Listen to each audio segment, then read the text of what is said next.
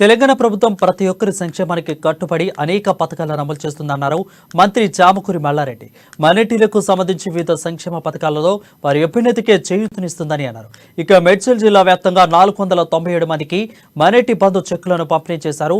Minority విద్యార్థులకు 20 లక్షల రూపాయల వరకు ఆర్థిక సాయం అందజేసి వారి ఇతర దేశాల్లో చదివించే అవకాశం కల్పించారని అన్నారు. అయితే ఇక కలెక్టరేట్లో ఏర్పాటు చేసిన కార్యక్రమంలో దివ్యాంగులకు 17 మందికి 3-వీలర్ స్కూటర్స్, ల్యాప్టాప్, స్మార్ట్ ఫోన్లను అందజేశారు. ఇన్నాళ్ల స్వతంత్ర దేశంలో మైనారిటీల ఓట్లను ఉపయోగించుకున్న రాజకీయ పార్టీలను చూశాం, కానీ వారి సంక్షేమం గురించి ఎవరూ ఆలోచన చేయలేదని మంత్రి మల్లారెడ్డి అన్నారు.